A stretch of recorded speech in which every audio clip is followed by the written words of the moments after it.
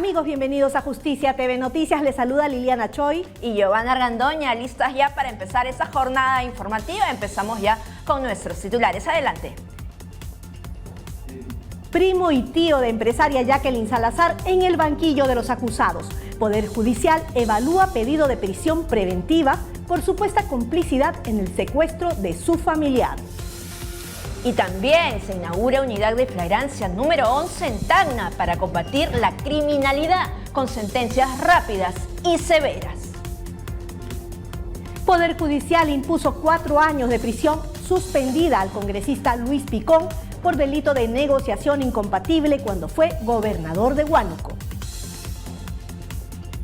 Bien, empezamos ya con la información. Jesús Victorio Vallejos, primo de la empresaria Jacqueline Salazar, encabeza el grupo de 6 personas para quienes la Fiscalía ha pedido 18 meses de prisión preventiva por participar supuestamente en la organización del secuestro de la empresaria de gimnasios. Melody Sánchez estuvo en la Corte de Lima Norte, donde se llevó a cabo la audiencia y nos da detalles sobre el hecho. Adelante. Primero, el Ministerio Público.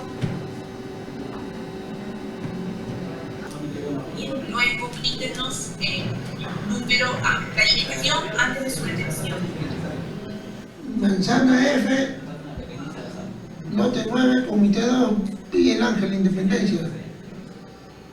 ¿Con quién residió usted antes de su detención? Con mi esposa, mi hija, mi cuñada, mi hermana y mis sobrinas. Con esta imagen en su polo, Jesús Victorio Vallejos intentaba expresar el cariño por sus seres queridos en la audiencia de prisión preventiva en su contra. Ese vínculo que no pudo fortalecer con su prima, la empresaria Jacqueline Salazar. Y es que para la Fiscalía, este hombre junto a su padre habrían tenido un papel crucial en su secuestro. ¿Cuántos hijos tiene usted a la fecha? 4 hijos. ¿Con quién domiciliaba usted antes de su detención? Con mi conviviente, Jenny Salazar Mizarina. Según el Ministerio Público, Victorio Vallejos proporcionó información sobre Jacqueline a los secuestradores y utilizó el celular de la funeraria de su padre para realizar las llamadas extorsivas a la familia. Pero no solo los familiares están en la mira de las autoridades, la misma medida recae contra Carol López Sánchez. Esta mujer es señalada como expareja de Eric Luis Moreno Hernández, conocido como El Monstruo, quien presuntamente es el líder de la organización criminal responsable del secuestro de la dueña de gimnasios. ¿En estado civil está soltera, conviviente? Soltera. ¿Con quién domiciliaba antes de su detención? Con mi mamá. Jonathan Manay, Felicita Ortiz Ruiz y Mireya Horna también habrían tenido un rol activo en el secuestro de Jacqueline Salazar el último 13 de mayo.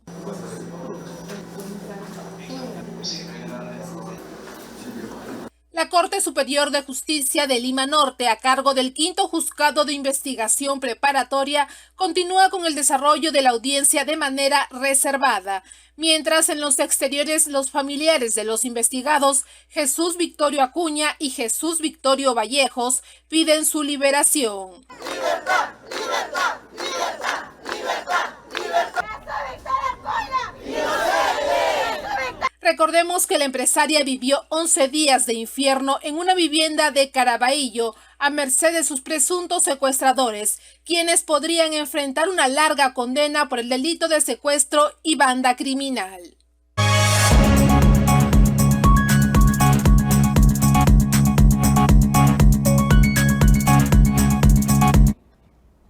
Bien, y uno de los argumentos de la defensa de los acusados en el caso de la empresaria Jacqueline Salazar ha sido cuestionar la condición de flagrancia en el delito que habrían cometido. Para precisarnos bien la figura de la flagrancia y los requisitos para dictar una prisión preventiva, estamos con la jueza Yavarí Villanueva, entrevistada por nuestra compañera Kelly Medina. Adelante, Kelly.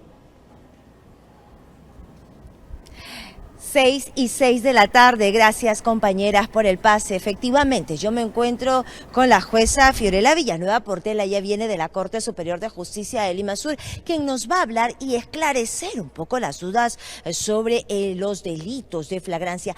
¿Cuándo hablamos que se comete un delito de flagrancia, doctora?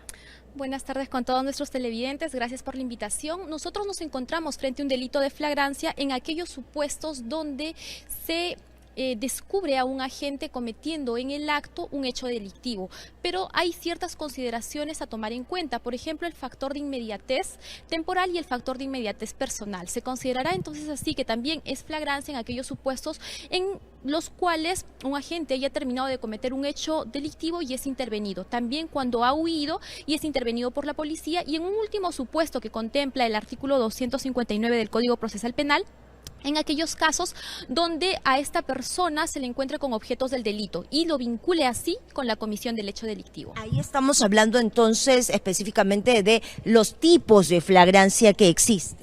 Efectivamente, y lo voy a pasar a mencionar, tenemos 3 tipos de flagrancia que son la flagrancia propiamente dicha, es decir, en aquellos casos donde efectivamente mientras se produce el acto delictivo es intervenida la persona, la cuasiflagrancia cuando esta persona ha huido y se le logra intervenir, y la flagrancia presunta, que es en aquellos casos donde hay objetos del delito en el cual pues se le interviene a esta persona y permite esta vinculación y esta inferencia de que es esta persona quien es autor o partícipe del hecho. Ahora, también podemos entender que dentro de este delito de flagrancia, doctora, se involucran un montón de pruebas y factores. Pueden ser, por ejemplo, los testimonios de personas que pueden ver que la persona está cometiendo un delito de flagrancia, cámaras también de vigilancia, entre otros.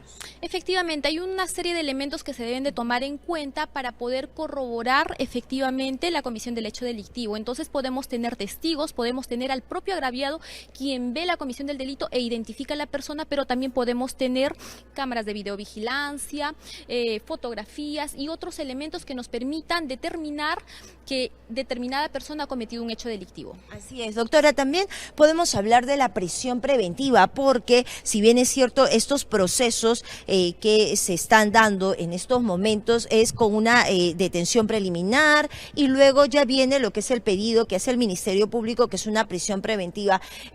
¿Cuándo se habla de los plazos, no, los presupuestos que se tienen que evaluar para dar estos tiempos de la prisión preventiva? Porque vemos que hay 9 meses, 18 meses, 36 meses de prisión preventiva. Efectivamente, para que un fiscal pueda evaluar cuánto va a solicitar, va a tener que determinar primero la complejidad del caso. En un supuesto simple, ¿no?, denominémoslo así, el plazo es de 9 meses para solicitarlo.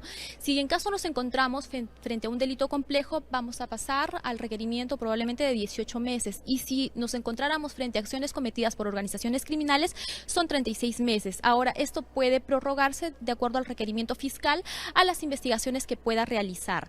Hay determinados presupuestos también para solicitar, como son, por ejemplo, la concurrencia de factores que determinan la comisión del delito, la gravedad del delito propiamente, y las condiciones del agente, como por ejemplo los antecedentes que esta persona pueda tener, que nos permitan intuir de que va a huir, ¿no?, o va a rehuir la justicia o va a obstaculizar, ¿no?, el descubrimiento de la verdad. Dentro de esta audiencia, pues, donde se discute esta prisión preventiva, tiene que ver mucho también el pedido, cómo lo realiza también el Ministerio Público, que es evaluado por ustedes, los jueces.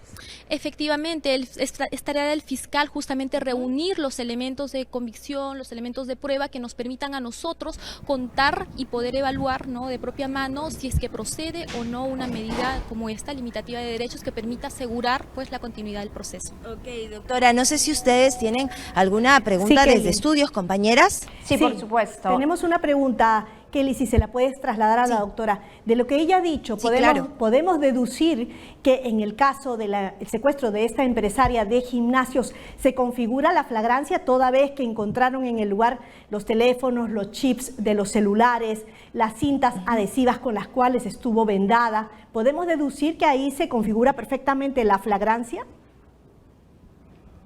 Ok, doctora, me pregunta mi compañera desde estudios sobre este caso que se está viendo de la empresaria que, bueno, en este momento está en una evaluación de prisión preventiva, pero en este caso se han encontrado pues algunas pruebas como teléfonos y otros artículos que han sido pues confiscados por el Ministerio Público y evaluados para determinar una flagrancia. ¿Cómo podríamos hablar, o si usted nos podría comentar sobre este caso? Claro, en este caso la Fiscalía ha recabado ciertos elementos con apoyo de la policía, como son pues los celulares, ¿no? Interceptaciones que vincularían, ¿no?, a la persona que se le está imputando con la propia comisión, en este caso de un secuestro extorsivo. Recordemos que esta figura es una figura muy agravada en el Código Penal, cuya pena mínima es de 20 años y bajo ciertos supuestos, por ejemplo, ¿no?, cuando la víctima comete lesiones leves, las penas van no menor de 30 años y cadena perpetua si fueran lesiones graves, o también en un segundo supuesto cuando hubiera la concurrencia de más de 2 personas. Entonces, frente a estos casos es tarea del fiscal indagar exhaustivamente el hecho, recabar todos los elementos con la inmediatez requerida para poder tomar una decisión adecuada. Ok, compañeras, ¿tienen alguna otra consulta? Sí, por supuesto. Si de repente la doctora nos puede aclarar, en su momento causó indignación cuando el abogado de los acusados, de los 3 inculpados en primera instancia, pues pedía libertad para sus patrocinados, alegando que habían pasado ya varios días desde que se produce el hecho. Sin embargo, pues se habló luego de una flagrancia permanente. Si nos puede aclarar el panorama la doctora frente a qué situación real estaríamos, ¿no? Ok, Giovanna. Nuestra compañera Giovanna nos dice que la defensa de estos 3 detenidos con el caso de la empresaria hablaban sobre libertad porque ellos ya había transcurrido un tiempo desde que sucedió el hecho. Se hablaba de una flagrancia permanente. Recordemos, como ya hemos venido mencionando, que la flagrancia tiene ciertos presupuestos. Uno de ellos es el presupuesto de inmediatez temporal, ¿no?, que requiere justamente el hecho de que la persona sea descubierta en el acto. Pero también tenemos el factor de la inmediatez personal, es decir, cuando el agente es descubierto con ciertos elementos, objetos del delito que lo permitan vincular. Ahora, en el caso en concreto, es un caso que todavía pues se encuentra ahorita en periodo de investigación. No obstante, habría que observar el artículo 259 que prevé pues el plazo de 24 horas para no determinar esta vinculación. Y cuando se habla de flagrancia permanente, doctora, ¿a qué se refiere? Cuando después de cometido el hecho delictivo la persona es en este caso abordada, intervenida con objetos del delito, ¿no?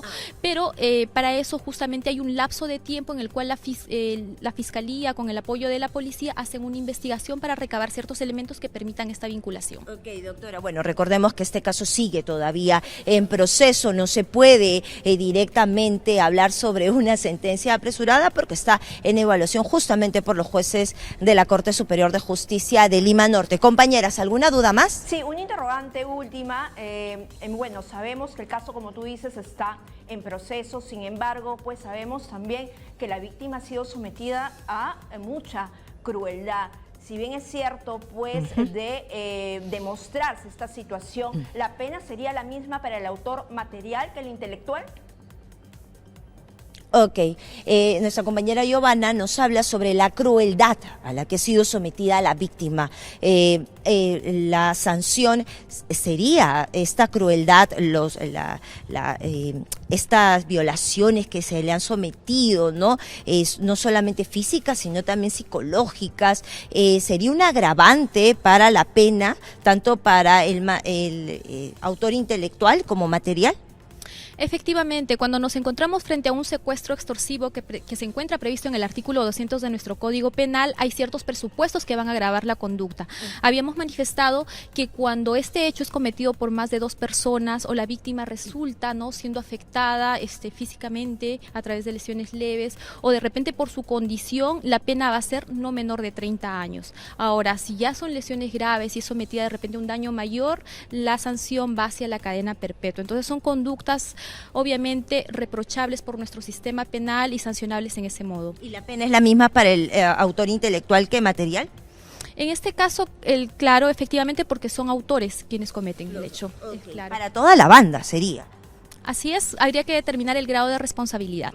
Ok, doctora, muchas gracias. La cadena puede ser perpetua, compañeras, y esta es la sanción firme que realiza el Poder Judicial y los jueces, y las juezas del Perú comprometidos pues con las víctimas de violencia, no solamente para la mujer, sino también para los integrantes del grupo familiar. ¿Alguna duda más, compañeras? Por mi parte, la última, quería que la jueza por favor nos aclare este pedido de la Fiscalía de prisión preventiva se da precisamente porque es un delito tan grave y que acarrea incluso cadena perpetua, y hay peligro de que estos sujetos, sí, al ver una pena tan grave, podían escaparse. Y compañeras, el retorno no lo tengo muy bien, parece que hay alguna falla técnica, no sé si me puedan repetir la pregunta o de repente me la puedan escribir para poder trasladársela a la jueza. ¿Me escuchas ahora? Veamos si podemos solucionar el tema del audio. ¿Me escuchas ahora, Kelly? ¿Un poquito mejor? Bueno, no hay problema. Todavía no. Tranquila. Mientras arreglamos este impasse técnico, seguimos adelante con el noticiero. Muchas gracias, Kelly. Bien, sí, creo que ha quedado sumamente claro la situación, la máxima pena obviamente de demostrarse la culpabilidad, pero hay serias evidencias. Ayer conversábamos precisamente con el jefe de la IRINCRI, el general Conde, y señalaba que ya hay serios elementos de convicción. Vamos a ver pues cuál será el resultado de estas investigaciones y la sentencia final. Por supuesto, nosotros vamos a seguir de cerca el caso. Así es. Bien, y ahora les contamos que el Poder Judicial continúa su lucha frontal contra la criminalidad y hoy puso en funcionamiento la unidad de flagrancia delictiva número 11 en la ciudad de Tacna para lograr sentencias en menos de 72 horas y poner a la delincuencia en su lugar. Veamos. Ya son 11 unidades de flagrancia que trabajan para tener sentencias contra la delincuencia en menos de 72 horas en todo el país. El Poder Judicial, bajo la gestión del presidente Javier Arévalo Vela, puso hoy en marcha en Tacna una nueva sede destinada a la lucha contra la criminalidad, tal como viene haciéndolo por todo el país. Con estas ya son 11 las unidades de flagrancia que aseguran un proceso célere en máximo 72 horas. En representación del presidente del Poder Judicial, la jueza suprema Elvia Barrios Alvarado inauguró este importante local. Traigo las palabras del presidente del Poder Judicial y de la Corte Suprema, Javier Arévalo Vela. Doy por inaugurada esta 11ª unidad de flagrancia, una iniciativa que requiere necesariamente la articulación de 4 instituciones: Ministerio Público, Poder Judicial, la Defensa Pública y la Policía Nacional, manifestó la jueza suprema.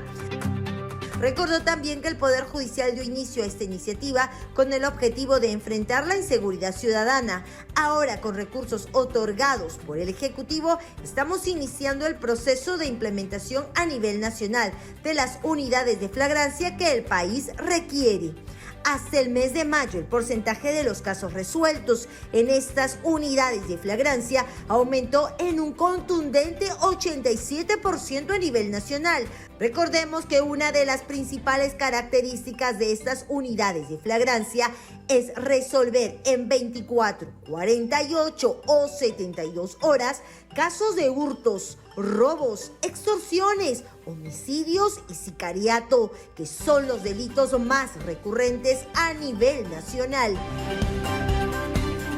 Esta unidad de flagrancia en Tacna, ubicada en la calle Rómulo Cuneo Vidal, sin número, con calle Rufino Albarracín, sin número, contará con despachos judiciales, salas de audiencias, pool para especialistas judiciales, control biométrico, mesa de partes y módulo de atención al usuario. Actualmente ya han sido implementadas unidades de flagrancia pilotos y modelos en Lima, Lima Sur, Lima Este, Lima Norte, Callao, La Libertad, Lambayeque, Arequipa, Sullana, El Santa, es decir, por todo el país. La lucha contra la delincuencia se hace sentir de manos del Poder Judicial, autor de estas unidades. Asimismo, en busca de optimizar el resultado de las unidades de flagrancia, se viene llevando a cabo el segundo encuentro nacional de unidades de flagrancia, también en la ciudad de Tacna, en el que participan el Ministerio Público, la Policía Nacional, el Ministerio de Justicia y Derechos Humanos, quienes tienen como objetivo identificar los principales problemas en el proceso de implementación y funcionamiento de estas sedes, así como la aplicación del proceso inmediato.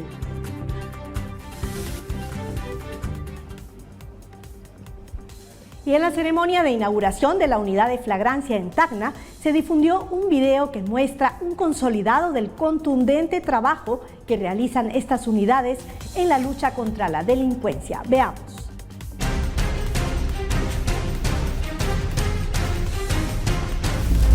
un contundente 87% de casos resueltos, 3.656 sentencias en menos de 72 horas. Los números reflejan el éxito de las unidades de flagrancia del Poder Judicial. Definitivamente, la lucha contra la delincuencia debe ser lo más importante del país. Lo más importante que en este momento debe hacer el Estado es dedicar recursos y todos sus esfuerzos para terminar con la criminalidad y devolverle la tranquilidad al país. La Libertad, Lima Sur, Lima Centro, Callao, Lima Norte, Lima Este, Sullana, El Santa, Arequipa, Lambayeque. Por todo el país, el presidente Javier Arévalo lucha contra la delincuencia con hechos palpables a la vista del ciudadano. Hoy, la ciudad heroica de Tacna se suma a estas unidades para poder dar tranquilidad y seguridad al ciudadano en tiempo récord. La sede estará ubicada en la calle Rómulo Cunio Vidal, un lugar estratégico de fácil acceso. Su jurisdicción será para todo Tacna. En el edificio dado en afectación en uso por 10 años, funcionarán 2 juzgados de investigación preparatoria y un juzgado unipersonal. Además, como en todas las sedes, en esta nueva también la misma coalición judicial en busca de un mismo objetivo. Policía Nacional del Perú, Ministerio Público, Defensoría del Ministerio de Justicia y el Poder Judicial. Hasta ahora, las unidades de flagrancia puestas en marcha con recurso propio han dictado 3.656 sentencias, es decir, un 87% de casos ya se han resuelto. Se proyectan más unidades de flagrancia a inaugurar de manos de gestión del presidente Javier Arévalo, quien tiene en claro que una justicia célere es una justicia humana. Bien, tal como se ha plasmado en el reporte anterior de nuestra compañera Vanessa López, pues excelente trabajo que se está realizando desde las unidades de flagrancia Lima a nivel nacional, ¿no? Y justamente la presidente de la Corte de Lima, María Vidal Rosa Sánchez, destacó que la efectividad de las unidades de flagrancia de esta instancia judicial supera el 84% de casos resueltos. Condenar a Jonathan David Blas Bocanegra a 5 años de pena privativa de libertad. Las unidades de flagrancia representan, ¿no?, una esperanza de lo que es la justicia célere y contundente frente a estos delitos que se cometen en flagrancia. La presidenta de la Corte Superior de Justicia de Lima, María Vidal Rosa Sánchez, señaló que desde la implementación de la unidad de flagrancia piloto de Lima Centro se logró 329 sentencias. A la fecha contamos ya con 329 sentencias, de las cuales un 40% se ha dictado con penas efectivas. En la gran mayoría de casos, vale decir un 70-80% son por delitos contra el patrimonio, hurtos, robos. Vidal Rosa Sánchez precisó que todo ello es un gran avance en la lucha contra la delincuencia común y representa una esperanza de lo que es la justicia célere y contundente frente a delitos que se cometen en flagrancia. Cuida a mi hermana, cuida a mi hijo, por favor, hermana. No le digas dónde estoy. Según la máxima autoridad judicial de Lima, la efectividad en cantidad y calidad de sentencias es de 84%, lo que es muy positivo. Bueno, nosotros hemos podido advertir todo el compromiso que tienen nuestros jueces, servidores y funcionarios en la unidad de flagrancia. Vemos cómo ellos de manera muy sacrificada y con mucho profesionalismo vienen llevando a cabo todas sus audiencias, resolviendo los procesos, en la mayoría de ellos dentro de las 24 horas, ¿no? Estas audiencias de flagrancia se han llevado a cabo en su mayoría dentro de las 24 horas, evidenciando que la justicia puede ser muy rápida y transparente en comparación al sistema anterior. Yo acepto. El resultado de este trabajo es un mensaje oportuno y eficaz para que las personas de mal vivir que que cometen dichos delitos se abstengan de hacerlo. Nosotros como unidad piloto aquí en Lima Centro consideramos que una de las metas es que podamos reducir aún más el tiempo en el cual se emiten las sentencias. Y de otro lado, que esta emisión de sentencias no vaya a perjudicar la calidad de las sentencias, toda vez de que los operadores de justicia son muy profesionales al momento de valorar cada una de las pruebas, las evidencias. Las 4 instituciones involucradas de la mano son la policía, el Ministerio Público, el Poder Judicial y el Ministerio de Justicia a través de sus defensores públicos. Una unidad de flagrancia tiene éxito cuando las 4 instituciones participantes laboran en forma articulada como vienen haciendo actualmente. Ellos laboran en un mismo inmueble, siendo esta una respuesta contundente frente a la delincuencia común en flagrancia.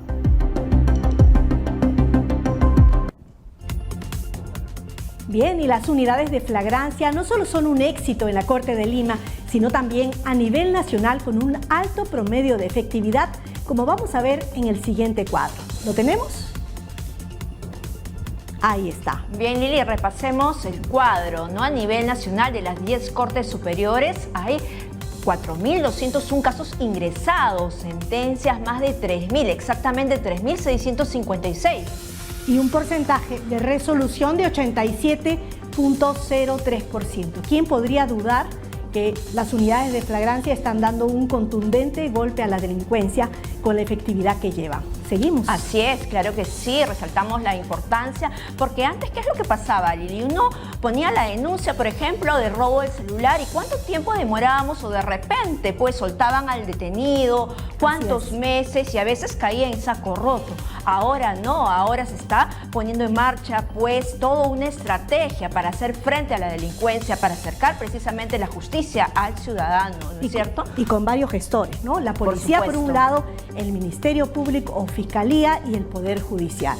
Con todo ese conglomerado y personas comprometidas en luchar contra la delincuencia es que se están logrando estos resultados que acabamos de ver en el cuadro. Con iniciativa del Poder Judicial. Bien, y ahora cambiando de tema, el Poder Judicial impuso 4 años de prisión suspendida al congresista Luis Picón por el delito de negociación incompatible en agravio del Estado. Esto por los hechos cometidos entre el 2011 y el 2014, cuando fue gobernador de Huánuco. Veamos.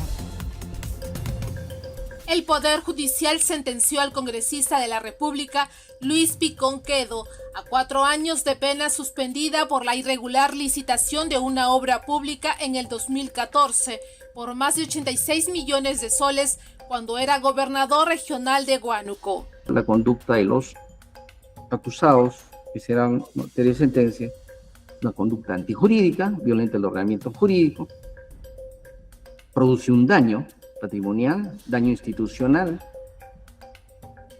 y ese daño institucional hay un nexo causal, conducta de los acusados como autores del delito que han producido ello, y el factor atribución que tiene que ver con dolo como tal.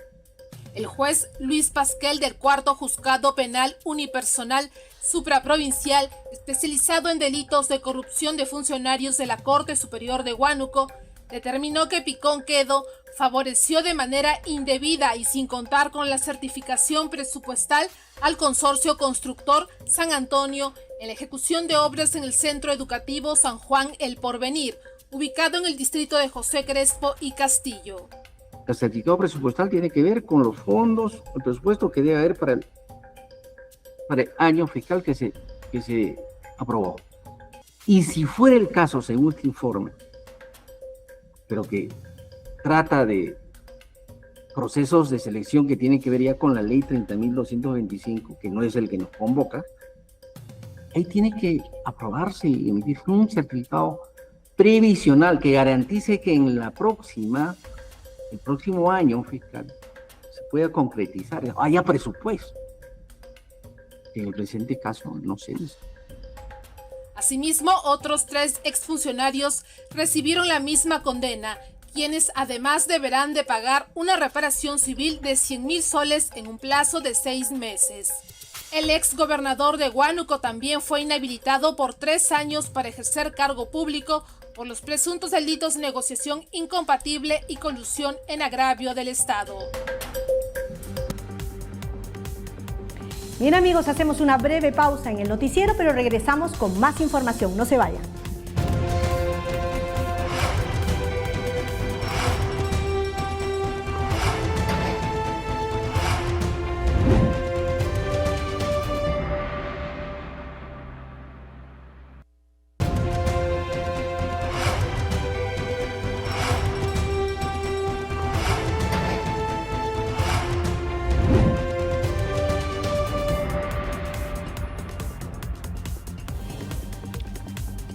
Continuamos en Justicia TV Noticias y ahora les contamos que la Comisión de Ética del Congreso aprobó investigar al congresista José Arriola por el recorte de sueldo a sus trabajadores. Hasta la fecha suman 10 los parlamentarios que en los últimos años han sido investigados por casos similares, siendo bautizados vergonzosamente como los mochasueldos. Adelante con el informe. Así aprobó por mayoría el informe final del proceso seguido contra el congresista José Alberto Arriola Tueros, que declara fundada la denuncia. La Comisión de Ética del Congreso aprobó investigar al congresista José Arriola Tueros de Podemos Perú por presuntamente recortar el sueldo a sus trabajadores. Con 10 votos a favor y 1 en contra, la denuncia de oficio fue aprobada tras presentarse diversas evidencias de envíos de dinero a Arriola por parte de sus empleados. Anteriormente, el Congreso había decidido no sancionarlo el pasado 27 de mayo.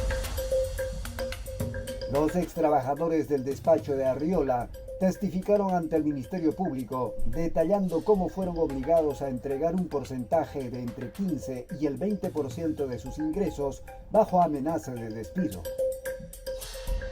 Henry Zaira Rojas, ex asesor de Arriola, explicó que el congresista convocaba reuniones mensuales donde indicaba que tenían actividades sociales que cumplir, para lo cual requería el apoyo de todos.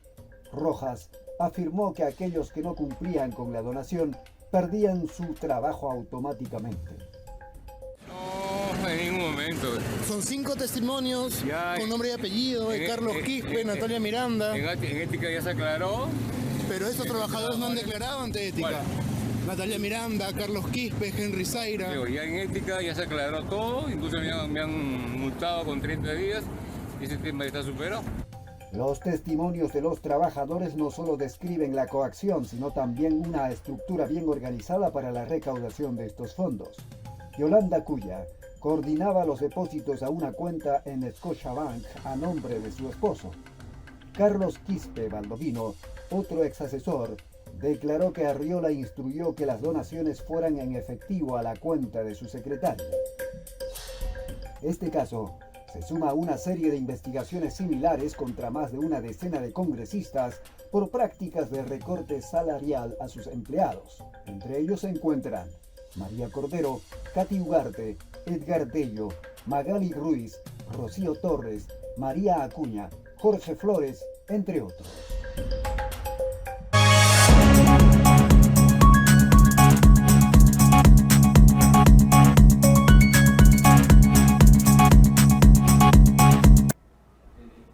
Bien, estamos en vivo nuevamente para profundizar sobre el tipo penal asociado a estos recortes ilegales de sueldo. Nuestra compañera Kelly Medina se encuentra con la jueza Fiorella Villanueva de la Corte de Lima Sur. Adelante, Kelly. Gracias, compañeras. Nuevamente 6:40 de la tarde estamos en vivo y en directo con la doctora Fiorella desde la Corte de Lima Sur. Nuevamente, doctora, para hablar sobre estos hechos. Hace algún momento hemos presentado una nota de algunos funcionarios pues que abusando del cargo que tienen piden a sus trabajadores un abono mensual. Estos funcionarios que son conocidos como los mochasueldos, ¿verdad, doctora? ¿Qué delito es el que se comete cuando se producen estas acciones? Podríamos estar frente a un delito de cohecho pasivo impropio, pero también frente a la figura de concusión. Vamos a tener que verificar efectivamente cómo es que se produjo el hecho y eso es tarea de la Fiscalía, quien va a recabar los elementos de convicción para ponernos pues a conocimiento. Ok, doctora, ¿cuándo hablamos de concusión? Para que nuestros televidentes puedan más o menos entender, ¿verdad? ¿Cuándo se comete este delito de concusión? Sí, es efectivamente cuando se da, cuando un funcionario, ¿no?, por su cargo abusa de su poder para hacer requerimiento a las personas que se encuentren bajo su servicio, ¿no? Entonces, frente a esa figura se regula la concusión para poder sancionar este tipo de conductas. Pero en los casos de cohecho, por ejemplo, es cuando un funcionario va a solicitar, puede ser directamente o a través de un tercero, algún beneficio para sí o para otro para dejar o hacer un acto que es propio de su función. Así es, doctora, y justamente en la nota hemos visto que existen pues testimonios, vouchers de personas que acusan, no vamos a mencionar el nombre, directamente a este funcionario público de haber recortado pues sus sueldos. Nos imaginamos, porque es un hecho que está en investigación con la promesa de tenerlo pues dentro de su oficina, de ofrecerle este trabajo.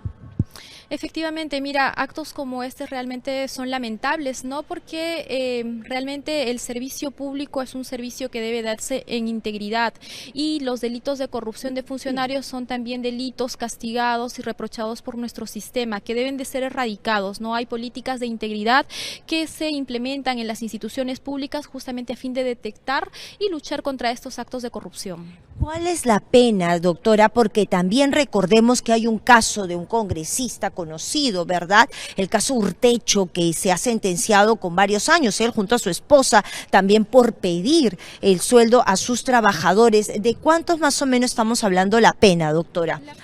La pena no baja de los 5 años, pero va a depender mucho de cómo se cometió el hecho delictivo, si el requerimiento fue directo, si fue a través de un tercero, las circunstancias en sí, pero no es menor de 5 años, esto puede ser también no menor de 6 o de 8 años. Y también existen penas efectivas para estos funcionarios. Efectivamente, con el fin justamente de que la sanción tenga efectividad, las penas que se imponen son penas efectivas. Ok, doctora. Compañeras, ¿tienen alguna pregunta desde estudios? De repente, ¿cuándo estaríamos frente al delito de apropiación ilícita? ¿Cabería también para esta situación? Ok, nuestra compañera Giovanna nos habla sobre el delito de apropiación ilícita. ¿Se podría dar esta figura en estos casos de estos funcionarios públicos? Recordemos que la figura de apropiación ilícita es una figura común que en realidad lo puede cometer cualquier ciudadano.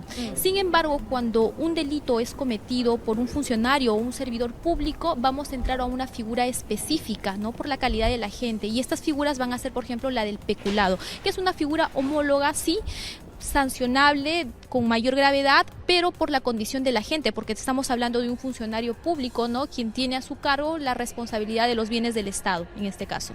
Ok, doctora. ¿Compañeras?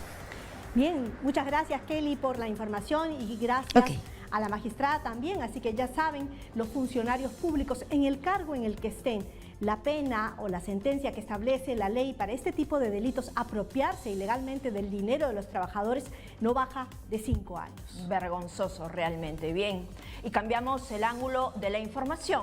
Por los actos conmemorativos por el Día Mundial del Medio Ambiente, el Poder Judicial realizó una ecoferia en el Palacio de Justicia, la misma que busca concientizar a los servidores judiciales sobre buenas prácticas que contribuyan a la conservación de nuestro medio ambiente. Karim Vallejo nos reporta. Adelante. Gracias, compañeras, por el pase. Efectivamente, desde el Salón de las Columnas de Palacio de Justicia nos encontramos en la realización de esta ecoferia que organiza la Comisión de Gestión Ambiental del Poder Judicial. Justamente para que nos dé más información al respecto de esta ecoferia, nos encontramos con el secretario técnico de esta comisión, el doctor Henry Joel Diburga Inga. Doctor, ¿qué tal? ¿Qué tal? Coméntenos, ¿cuál es el objetivo de este evento? Bueno, el objetivo es en realidad sensibilizar a todos los trabajadores de nuestro Palacio de Justicia y visitantes en, bueno, tener un momento de reflexión sobre lo que hacemos con nuestro medio ambiente. Este proyecto de ecoferia en el Poder Judicial ya se viene dando de manera sostenible año tras año. No es el primer año que realizamos, porque este es un trabajo continuo que lo llevamos año tras año, y obviamente con las mejoras del caso y el público que cada vez más se suma a esta ecoferia para poder ver el tema pues caótico que hoy en día vivimos acerca de nuestro planeta, ¿no? Tenemos nuestro hogar, nuestro planeta, que está devastado por un desarrollo económico, entre comillas, pero sin embargo la protección ambiental depende de cada uno de nosotros. Doctor, este evento es una de las actividades que se desarrolla en el marco del Día Mundial del Medio Ambiente. El Poder Judicial está organizando otras actividades también, ¿verdad? Es así, eso es correcto. Esta semana la hemos llamado Semana de Medio Ambiente en el Poder Judicial. Tenemos actividades, el día de hoy hemos iniciado con esta ecoferia. El día de mañana tenemos también una disertación acerca de algunos delitos ambientales en la sala de juramento, se va a llevar a cabo de forma presencial, y transcurriendo la semana tenemos actividades de charlas virtuales también a nivel nacional, porque también las cortes a nivel nacional están llamados a este evento, no solamente es a nivel de Lima, sino también a nivel nacional, ¿no? ¿Qué organizaciones, qué instituciones participan de esta ecoferia? En esta ecoferia tenemos como aliados estratégicos a empresas públicas, como el caso del Ministerio del Ambiente, el tema de las municipalidades de San Borja, la Municipalidad de Lima, con sus proyectos de conservación del medio ambiente, empresas privadas como Reciclatán, Tueco, y otras más que se han sumado a este gran trabajo. La idea es generar, como ya lo referí, una sensibilización no solamente de una vez al año, sino que esto recaiga en todos los días del año. Para ello, cada stand cuenta con profesionales que brindan información respecto al trabajo que ellos realizan, respecto a qué podemos hacer, por ejemplo, con nuestros residuos sólidos, que es un dolor de cabeza del día a día, tenemos que darle otro tipo de uso. Y bueno, en fin, también encontramos algunos puntos de venta de algunos, podríamos llamarlo, pues alimentos, como el caso de la Universidad Agraria La Molina, que ha traído pues algunos de sus productos sanos en beneficio de todos los trabajadores del Poder Judicial. Doctor, ¿hay cultura de reciclar del peruano? Estamos en ese camino, al menos en el Poder Judicial tenemos reportes que hacemos internamente como comisión que estamos mejorando bastante, estamos siendo ecoeficientes, y yo creo que si hemos empezado en un poder del Estado, ¿por qué no decir a nivel de todo el país y no decir también a nivel mundial, ¿no? Doctor, su mensaje final, por favor, para las personas que apoyen al medio ambiente. Primero empezar diciéndole a todas las personas, no solamente del Poder Judicial, tenemos el corazón verde, verde porque queremos nuestra casa siempre se mantenga así. Somos los llamados a poner el primer granito de arena, sensibilizándonos y concientizándonos a los demás respecto a un buen cuidado y protección de nuestro medio ambiente y un uso sostenible de nuestros recursos naturales. Doctor, si nos puede acompañar entonces por acá, justamente tenemos un stand del Poder Judicial. Coméntenos, por ejemplo, qué es lo que podemos visualizar ahí.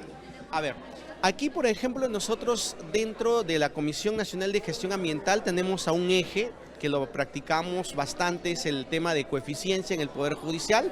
Tenemos el especialista ambiental que nos da el sostenimiento, cómo poder aprovechar al máximo los recursos que nos da el Estado sin contaminar, sin impactar mucho en el medio ambiente, ya sea a través de un reciclaje, consumo menos de papel, ahorramos el tóner, ver el tema de otras opciones a nivel electrónico y también algunos tips para hacer cada vez mejores ecoeficientes, ¿no? Ok, doctor, muchísimas gracias por estar con nosotros aquí en Justicia TV. Compañeros, entonces esa es la información. Esta ecoferia se da por el día de hoy nada más, en el marco del Día Mundial del Medio Ambiente. Con ustedes en estudios. Muchas gracias, Karin. Entonces seguimos con el noticiero y ahora vamos a compartirles este video, la renovada etapa de Justicia TV Noticias. Ven. Justicia TV Noticias, la más completa información judicial en una nueva propuesta informativa. En Justicia TV Noticias nos renovamos para que esté bien informado, con audiencias que marcan la agenda del día. Objetividad, imparcialidad, justicia. En un formato totalmente renovado. De lunes a viernes a las 6 de la tarde por Justicia TV.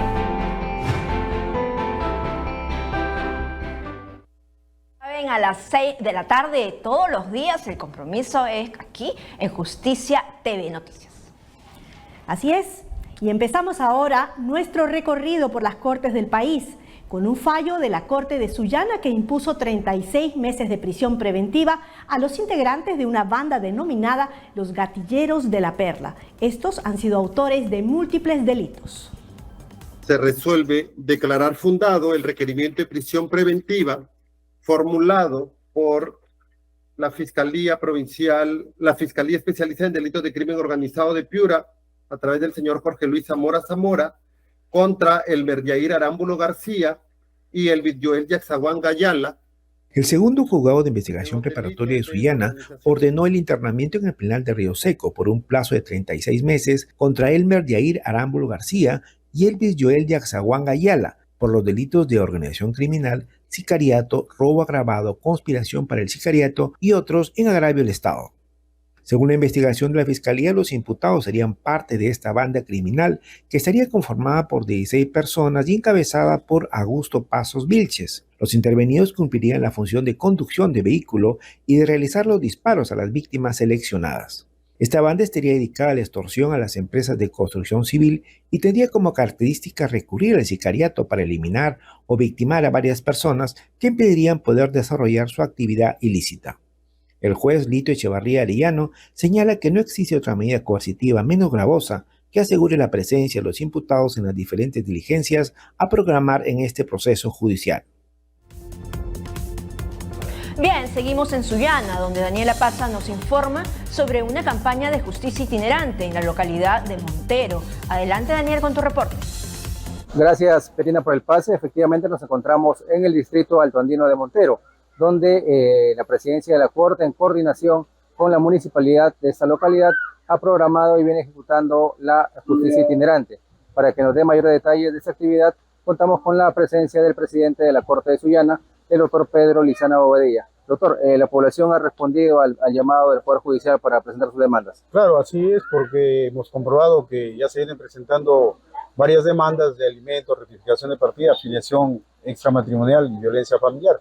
En ese sentido van aumentando los casos y también la atención de otras instituciones que se han sumado a esta campaña, como el Ministerio Público, el Ministerio de la Mujer, el Centro de Emergencia Mujer, Flora Tristán, Registros Públicos, el Ministerio de Salud, el CEPRO Santa Úrsula de Sullana, que está colaborando con corte de pelo gratuito, y otras instituciones que han venido participando ya desde las 9 de la mañana en este espacio cedido por la Municipalidad Distrital de Montero. Doctor, con esta jornada de justicia itinerante, ¿qué es lo que busca el Poder Judicial? Lo que busca es acercar no solo la Administración de Justicia, sino articulando con las demás instituciones, servicios básicos como son salud, educación, pues también está aquí la Universidad de la Frontera, registros públicos, el Ministerio de Justicia, que coadyuvan a que las personas más vulnerables accedan a todos los derechos y los beneficios que ofrece el Estado.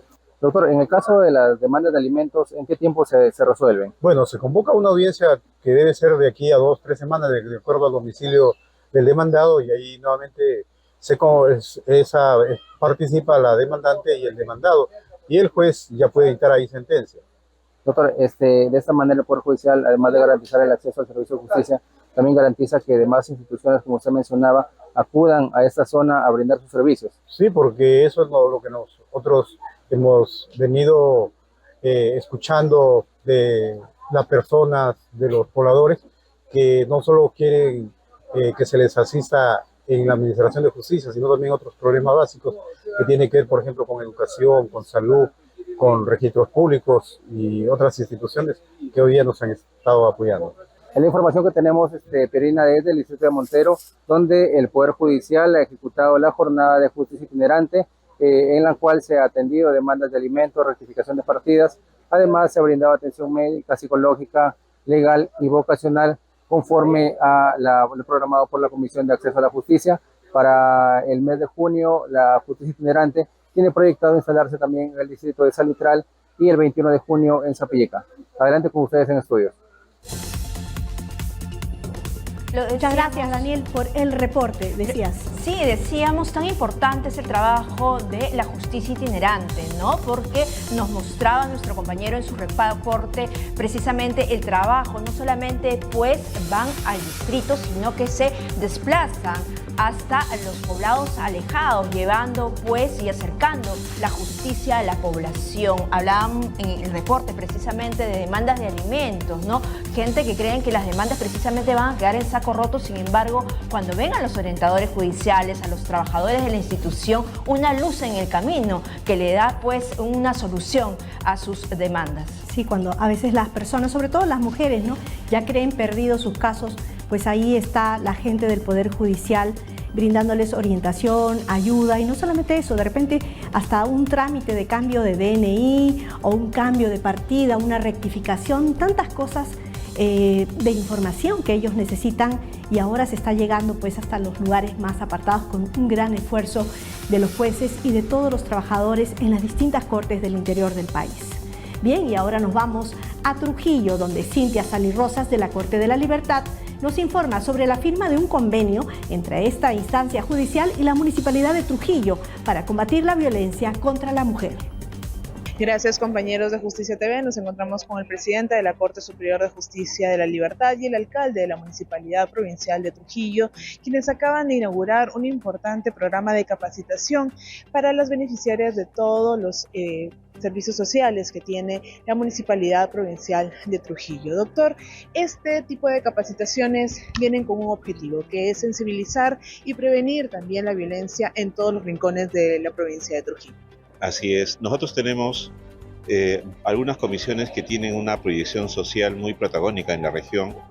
Tenemos nuestra Comisión de Acceso a la Justicia, nuestra Comisión de la Ley 3034 de Violencia contra la Mujer y los Intereses del Grupo Familiar, y nuestra Comisión de Justicia de Género. Todos ellos orientados justamente a desarrollar políticas de acercamiento hacia la población, para poder compartir con ellos lo que nosotros tenemos como política de prevención, ¿no?, en materia de violencia contra la familia, ¿no?, fundamentalmente, ¿no? Y creo que este esfuerzo es muy importante, contar con aliados, como en este caso es el señor alcalde, que representa a toda la comuna, y así también con las organizaciones sociales, que también son importantes, y también está acá presente la lideresa, ¿no?, de las organizaciones de base. Para nosotros es muy importante decirles a todas ellas y a sus familias que el Poder Judicial no solamente sanciona conductas de violencia, sino también su interés es prevenirlas a través de programas como Justicia de Paz Escolar. También es un programa destinado a identificar la violencia en los colegios, y estas campañas que hacemos nosotros también de proyección hacia la comunidad. Así es. Sí. Muchísimas gracias, presidente. También nos encontramos con el alcalde de la Municipalidad Provincial de Trujillo, el doctor Mario Reina, quien también ha participado. Doctor, usted ya tiene un trabajo articulado con la Corte Superior de Justicia de la Libertad a través de este convenio. Gracias a eso se ha podido hoy convocar a todas las beneficiarias de los programas sociales que ustedes manejan. ¿Cómo usted ve o qué tan importante para usted es este trabajo articulado que estamos desarrollando junto con usted? Primero hay que agradecer, ¿no? Y hay que agradecer porque el presidente de la Corte, los magistrados, el personal administrativo se da el tiempo para conectar con la colectividad. Y no con cualquier colectividad, sino con las mujeres, las chicas de nuestras organizaciones sociales, donde de repente hay menos conocimiento. No porque se desconozca en sí la norma, sino porque de repente falta mayor información en las entidades públicas. Estoy hablando a veces de la policía. Ellas van por algún episodio de violencia dentro del grupo familiar. Entonces es un tema bastante sensible del día a día, y los operadores de la policía tienen que estar también debidamente capacitados para que puedan recepcionar. Muchísimas gracias, señor alcalde, señor presidente. Entonces es un trabajo articulado que viene desarrollando la Corte Superior de Justicia de la Libertad con las demás instituciones públicas y privadas para poder mejorar el servicio de administración de justicia y sobre todo prevenir la violencia en nuestra provincia. Volvemos con ustedes en estudios.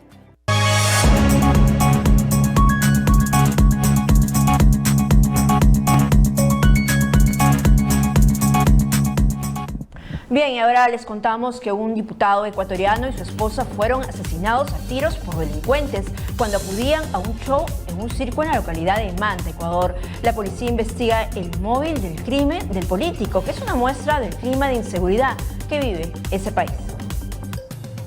Satisfechos los artistas, el público se va contento porque al final se toman fotografías gratis con los chicos. En un trágico incidente que ha conmocionado Ecuador, el diputado Cristian Nieto y su esposa Nicole Burgos fueron asesinados durante un ataque armado en un circo en la ciudad portuaria de Manta. El ataque ocurrió la noche del domingo pese a la presencia reforzada de fuerzas de seguridad y un estado de excepción vigente en la región. Nieto, miembro del movimiento Revolución Ciudadana, era conocido tanto por su labor legislativa como por su influencia en las redes sociales. Un grupo de hombres armados ingresó por la parte trasera de la carpa y abrió fuego contra el asambleísta y su esposa que se encontraban entre el público. Quien estaba siendo como encargado o productor justamente de que el circo se encuentre funcionando en el sector de La Poza. En el lugar de los hechos se encontraron más de 12 indicios balísticos. Nicole Burgos, quien también era una reconocida influencer, estaba transmitiendo en vivo el espectáculo en su cuenta de TikTok cuando comenzó el ataque, capturando el horror de los presentes. Las imágenes del ataque se viralizaron rápidamente en redes sociales, mostrando el pánico y la desesperación de los asistentes. Aunque los motivos del ataque aún se están investigando, se sospecha que podría estar relacionado con la violencia creciente en la región. La Asamblea Nacional de Ecuador emitió un comunicado lamentando profundamente los asesinatos. La ciudad de Manta es un punto estratégico para las operaciones de bandas que transportan droga a través de sus costas, según las autoridades. A pesar de la reciente llegada de unidades especializadas de seguridad, los hechos violentos no han disminuido. En lo que va del año, Manabí ha registrado 337 muertes violentas, de las cuales 334 ocurrieron en Manta. La situación de inseguridad se ha extendido a otras provincias del país que también han sido declaradas en estado de excepción. Bien amigos, llegamos al final del noticiero. Gracias por acompañarnos y nos vemos mañana siempre por los canales 13.2 de Señal Abierta, 21 de Claro, 25.3 de VES Cable y 551 de Movistar TV. También en simultáneo por la Agencia de Noticias Andina y 9 canales regionales aliados, además de nuestras redes del Poder Judicial. Así es, ya saben, mañana a las 6 de la tarde es la cita aquí en Justicia TV Noticias. Lo dejamos con apacibles imágenes de la punta en el Callao. Nos vemos. Hasta mañana.